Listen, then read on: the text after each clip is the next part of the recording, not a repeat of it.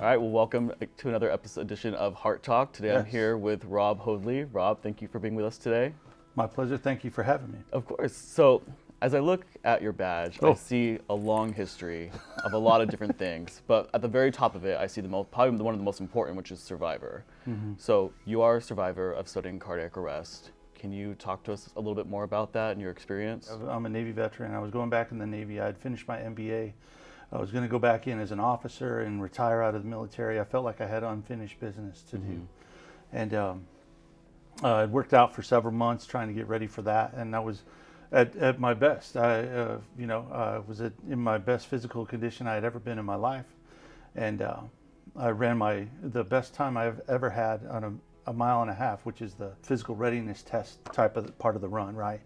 And then that was about 5:30 in the morning with a trainer, and this was April 1st of 2011. And I went to work, and at 10:42, I was in a meeting with the construction manager and the owner of our hotel here in San Diego, and we had just finished up a construction project. I was a corporate contract and lease administrator, so all the contract stuff went by me, and if somebody got paid, it went by me and everything, okay? So they called me into a meeting to find out if we were going to pay out this last payment to this contractor, and I was like, haha. I was ready for the meeting. I had all the... You were prepared. I was ready. I was like, yeah, I was waiting for this. And so I grabbed my file. I come back in. I grab my phone, and I start going down the executive office stairs to this meeting. And I walk in, and they said, hey, so are we going to pay Dennis? And I put my stuff down. I'm like, no. Here's why. First off, blah, blah, blah, blah, blah. Second,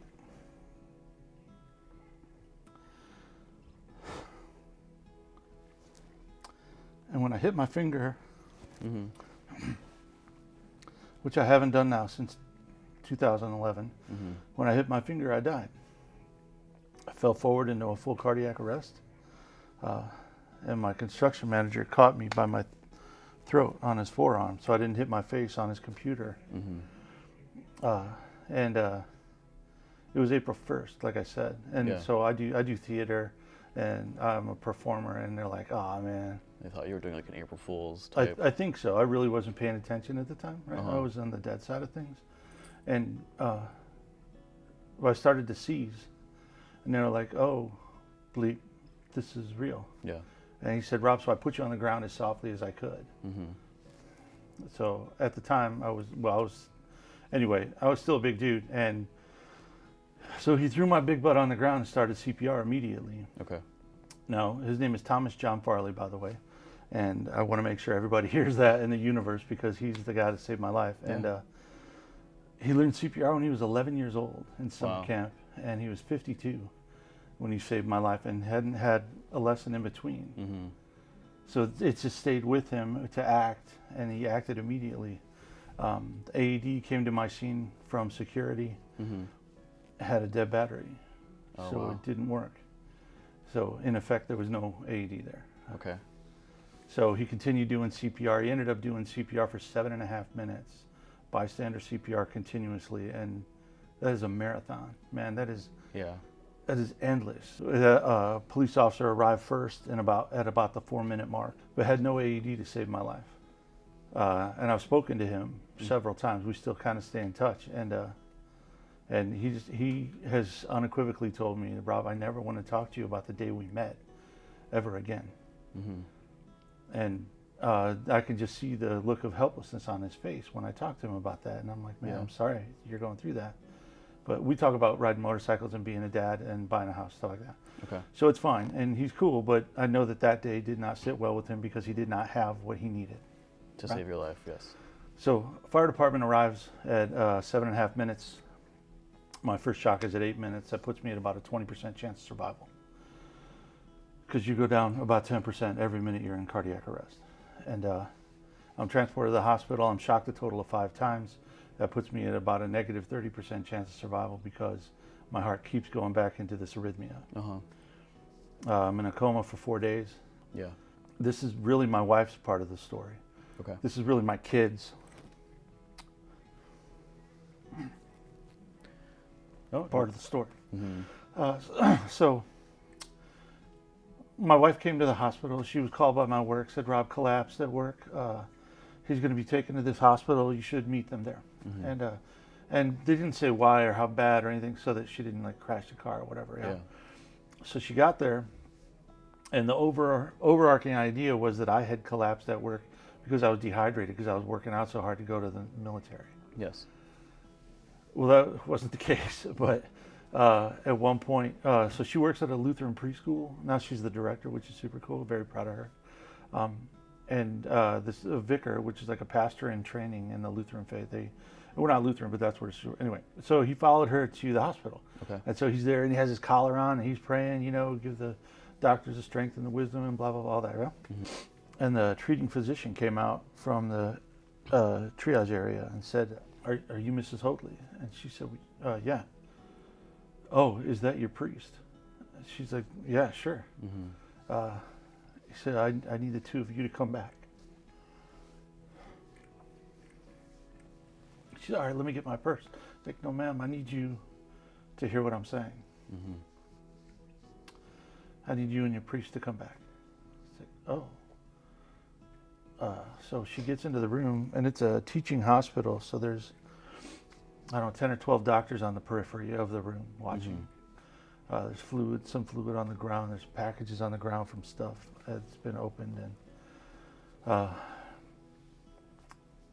she said, what's going on? And she looked around the room at the doctors and like tried to make eye contact, right? And as soon as people would connect, they would drop their gaze. And she's like, what's happening? Yeah. So Dr. John Standish Adams came over to her and pulled his mask down and said, Mrs. Hoadley, I'm sorry. We did everything. Beep. Get her out of here. Like my heart started. Oh, at that moment? Yeah. And now she has 3 million questions.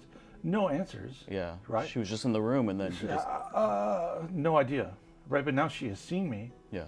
And it doesn't look like I passed out because I didn't drink water. Yeah. Yeah.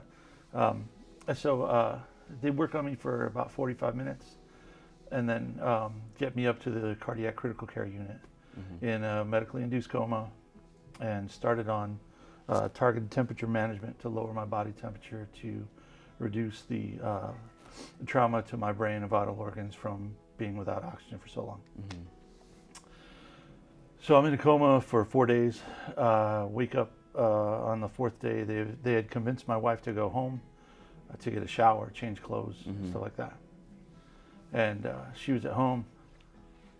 And I remember waking up and the doctor said, oh, hi, hey, welcome back, Robert.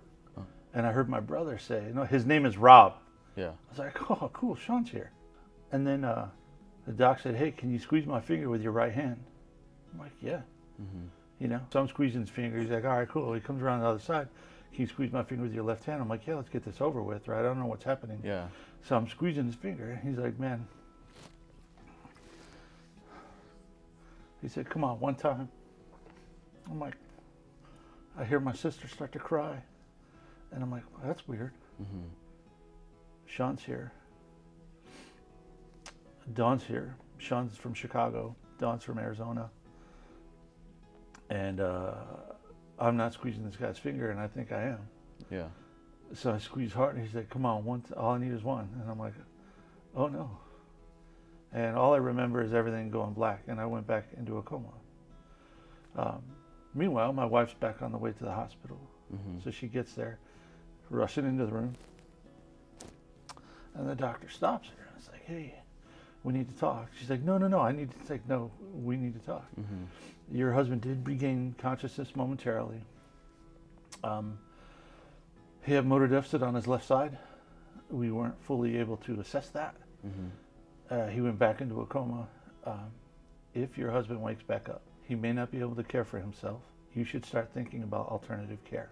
My wife took off for a bit and got herself together. Mm-hmm. Okay, came back and looked at the monitors and the numbers and said, "So is this what it looked like when he woke up last time?" Yeah. They're like, "Well, yeah, he's stable now. He was stable then. This is what it was like when he decided he wanted to wake up." And they're like, "Well, yeah, I guess so." Uh-huh.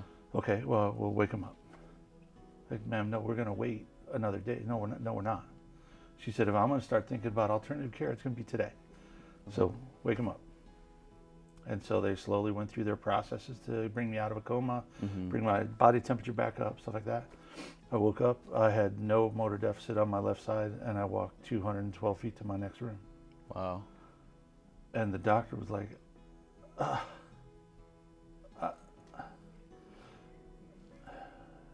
he's like, in school we learned about, in the books, it tells us to,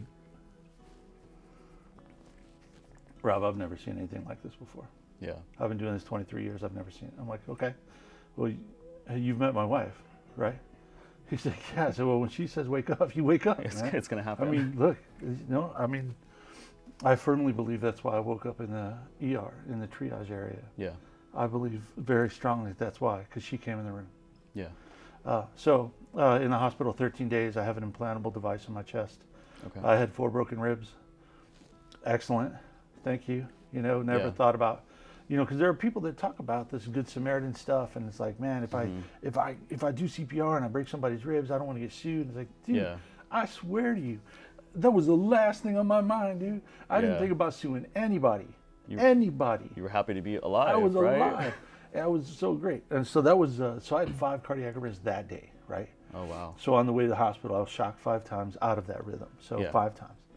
So 2018, I'm awakened at 4 in the morning by I wake up and I'm like, wow, that's weird. And my chest hurt. I'm like, what the heck? In the back of my mind, I knew what happened. My device had shocked me and made me wake up. Okay. So I sent a home message to my electrophysiologist. They didn't call. Around about 7:30, I wake my wife up with her coffee. I'm like, hey, so this might have happened. Just to let you. What? You can go to the hospital? I was like, no. Remember when they gave me the device, they said if it happens, to just chill for a second and see if everything's cool. If it's cool, then you're okay. Yeah. If it happens again, you should go to the hospital. She said, I don't remember that at all. And if it happens again, you have to go. I said, yep, okay, babe. She wants to know about it, right? We have a new rule now. Okay. If it happens, then I go to the hospital, okay? Yeah. So that day at noon, I'm laying on my bed typing an email to a sheriff saying, thank you so much for buying more AEDs for your cars and your facilities, blah, blah, blah. And it's October, but I have both of my windows open, and I'm laying on my bed, and there's a breeze, and I'm like, I could sleep, right? Yeah. So I feel like I'm nodding off, but I wasn't nodding off. I was dying. So I was like, bang. And this time it wasn't subtle. It was an explosion in my chest. Okay. And it was my device shocking my heart again. Now, I did not hesitate. I called 911. Okay. And I don't know if you've ever called 911 on yourself, but they never teach you how to do that. That's really true. You call on somebody else because they say 911, what's your emergency? Me. And now think about the dispatcher. They have this list of questions. Are they breathing? Are they awake? Can they talk? It's like, okay. And I said, look, my name is Rob Hoadley. I live at this address. I'm a sudden cardiac arrest survivor. My device has just shocked me. For the second time today, I need paramedics now. Yeah. And she's like, pause. Yeah, help's on the way. They'll be there right away. And so they picked me up. They took me to the hospital. So I get to the hospital. They're like, yeah, you got shot for sure. And they're like, after a day or two in the hospital, they're like, all right, well, nothing's happened since, so let us know if it happens again. Oh, okay. So then you're like, say again? Just what am I supposed to? Follow up your primary care. Okay. Wait, okay. Here at where my heart success team is, you're kicking me out and telling me to go to my general practitioner and follow up with him? He doesn't know anything about this. Yeah. Actually, which is not totally fair, because his name is Ken Anderson, and he is actually a cardiac arrest survivor, which is why he's my primary care physician. Okay. Because I found him to do that, and he's a fantastic guy.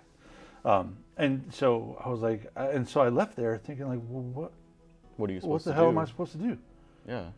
I mean, when I came home after the first one, the first stuff that I went through, like I came back through that doorway broken.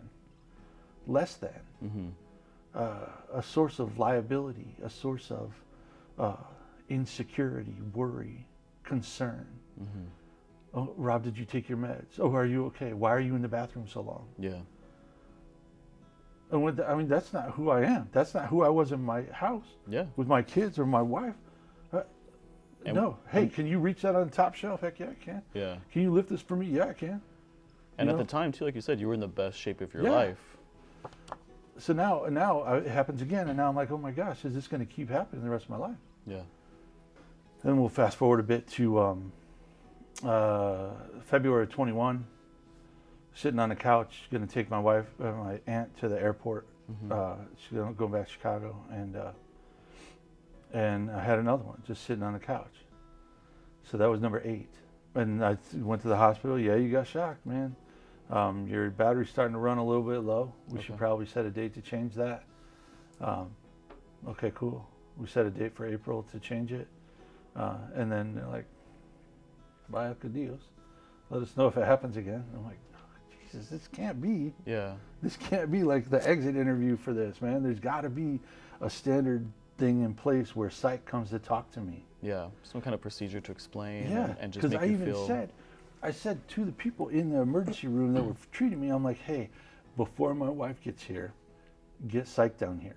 Yeah. Because this is the same ER that I went to in 2011.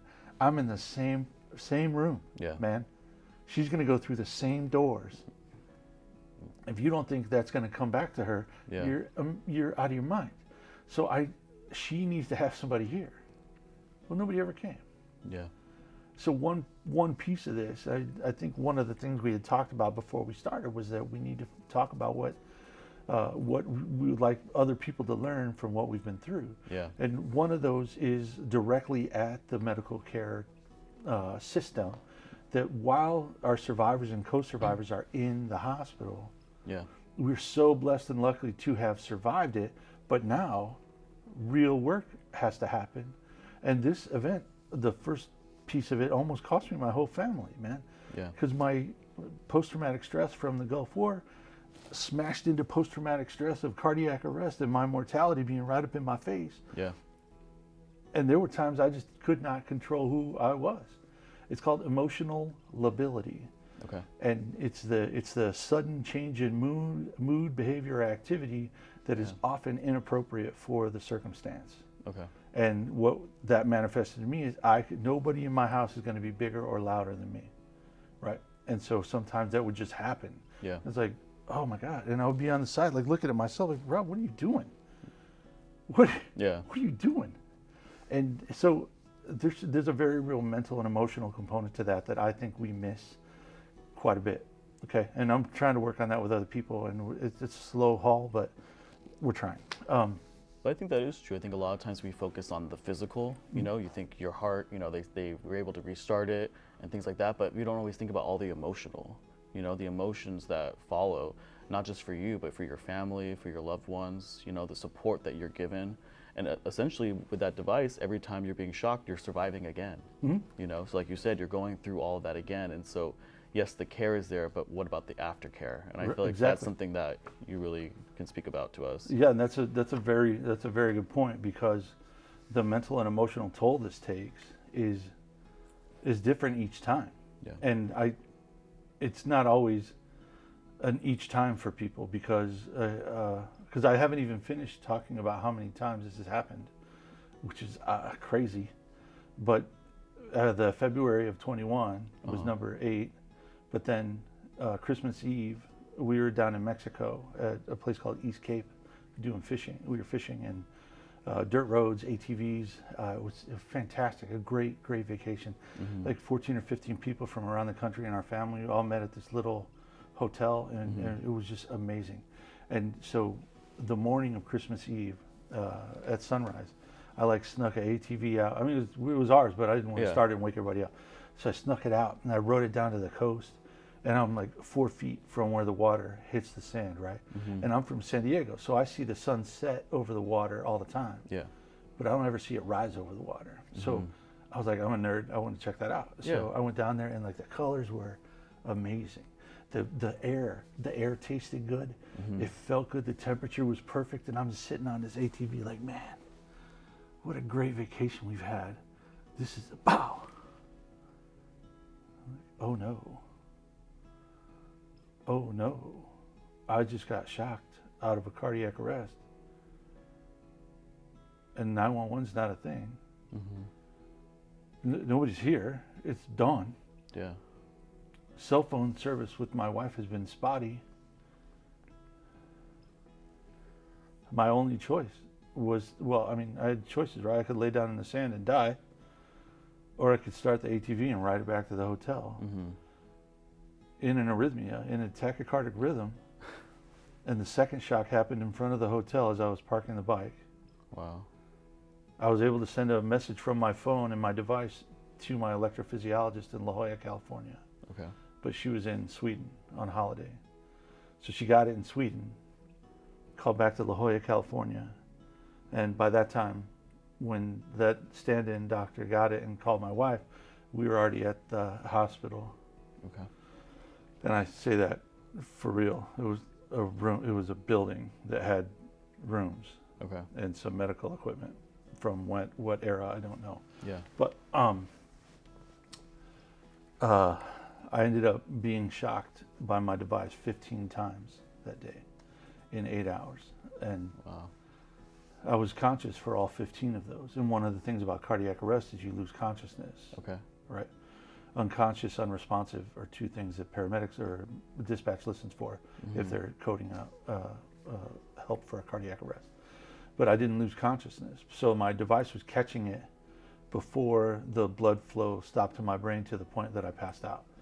So that's a blessing because that meant that the cranial perfusion was continuing, meaning like the good blood's going in, the bad blood is going out, and the system is still circulating. Yeah. Awesome. That's the blessing part. The curse part is it hurts bad, and it hurts worse each time. It's like getting burnt and then burnt and burnt and burnt, and it's like a. I've heard people describe it as getting hit in the chest with a bat, or getting kicked by a mule. So it's inside out pain that is the real difference here. And it's like you light an M80. I don't know if you know what an M80 is. No. It's a big fat firecracker. It's like Okay. an eighth of a stick of dynamite. Okay. And it's like you light that and swallow it. And it blows up right here. Yeah. Inside. I had a burn mark on my chest. That came from the inside out? Yeah. Wow.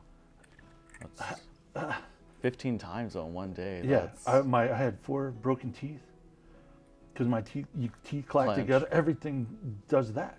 Yeah, like I had a new eye prescription. I got shocked so much I had to get different glasses. Wow.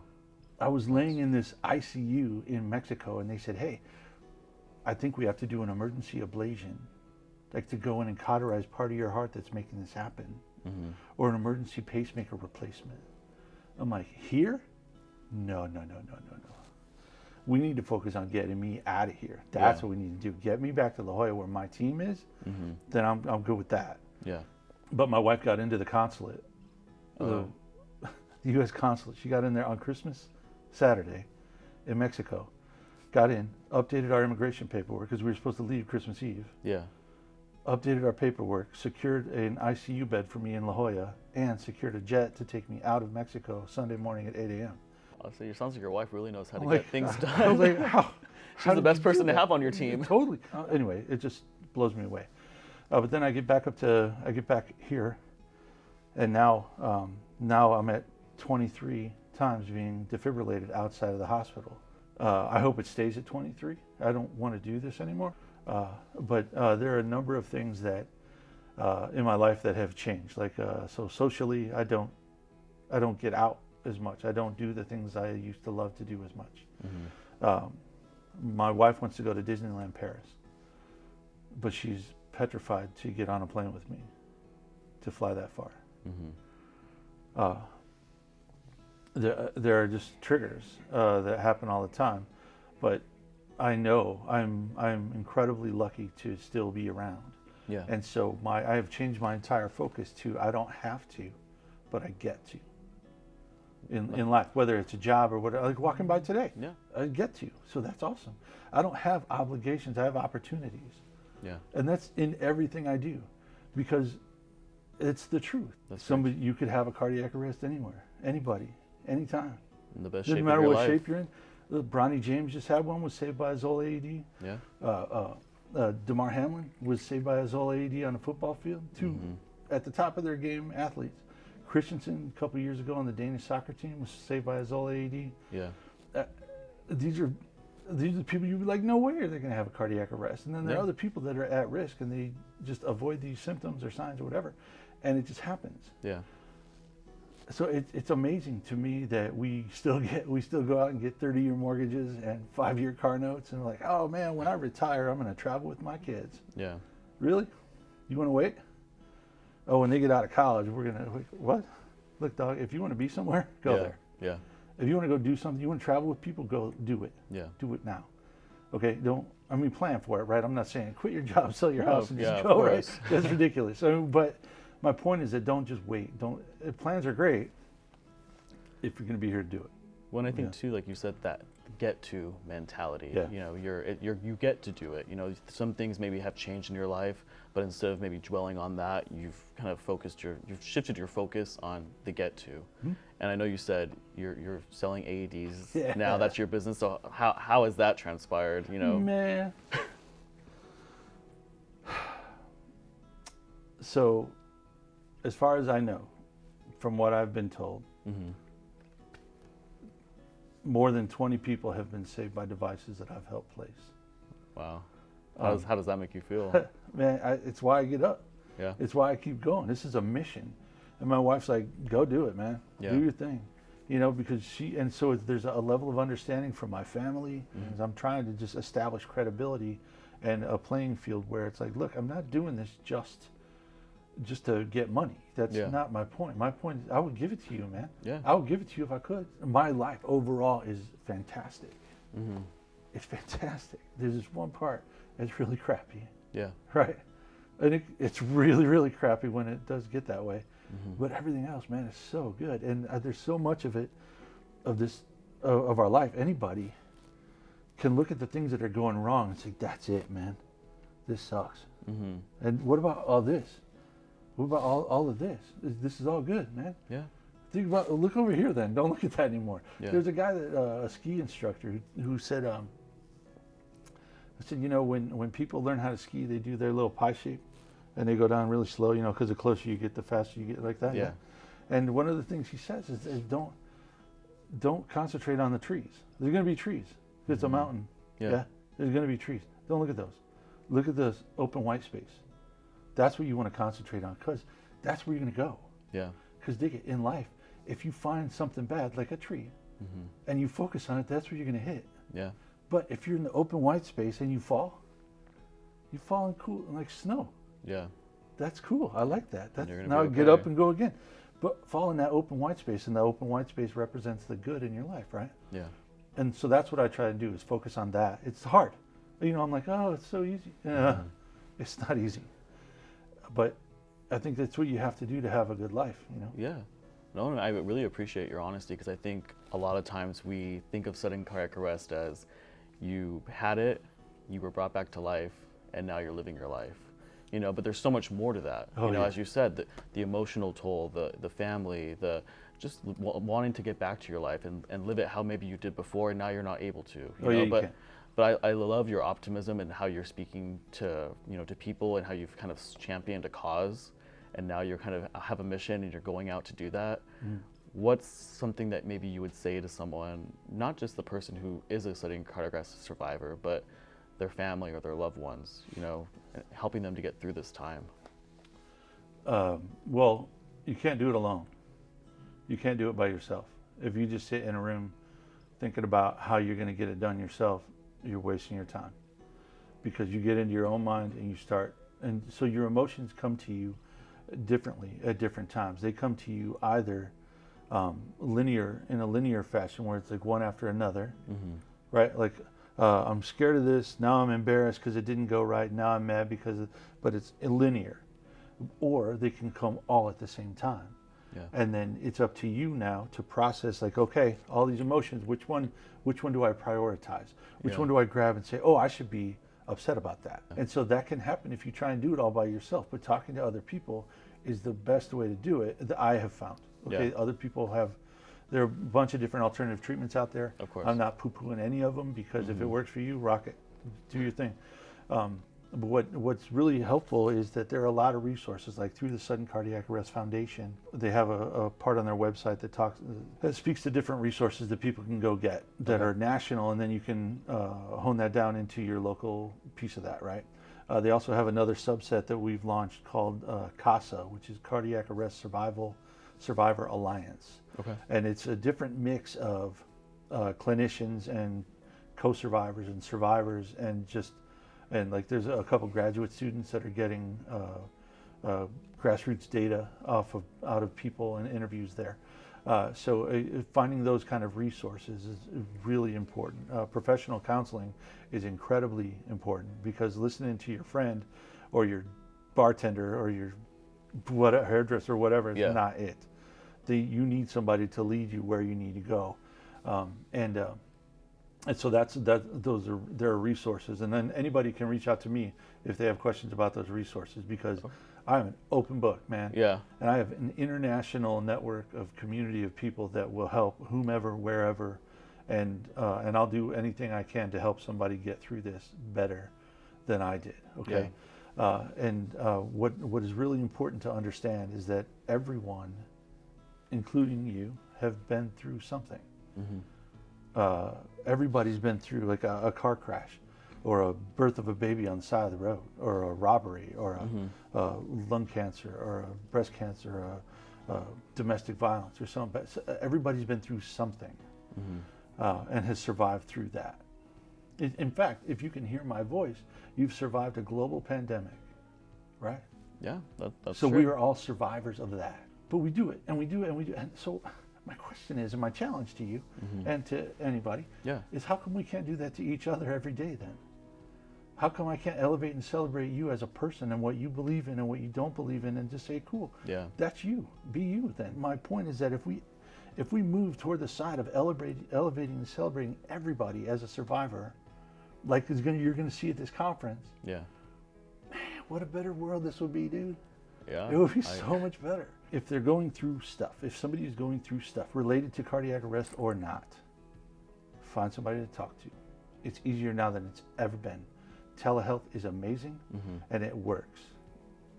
And so I mean, I don't know if you guys are going to put out my contact information or not, but it's fine with me. Okay. I'm on all the platforms, like I told you about. Definitely. I'm everywhere. So if anybody ever wants to talk to me, I'm happy to talk to them. I have a unique story, a unique path, but it's not the same as anybody else's. And if they need different help, I could try to help point them somewhere, but I don't have all the answers. Believe me, I still struggle every day. So basically, everybody has the opportunity to be mad, glad, sad, philanthropic, resentful, all those things. And if you could just channel that into good rather than, and recognize where it's coming from, I think that's another way to stay healthier and get through it, right? One thing that I try to close with is also, yesterday is history, tomorrow is a mystery, and today is a gift. That's why it's called the present. I love that. But honestly, I think that you are an amazing example of going from, a very scary and traumatic experience and really turning it around, not only for yourself, but for others, pushing an agenda. Like you said, you've been at this conference now since 2016. So I think that it just really showcases itself, all the things that you've been able to accomplish, not only for yourself, but for those around you. Yeah. So I really want to thank you for joining us today, for telling us your story, and for sharing with us, for being so honest and open. Sure. And we'll definitely have your contact information, so if anyone else needs any kind of support, that you are here for them, and we love that. Great, so, that's why I'm here. Thank you. Thank you for being with us, Rob. Yep.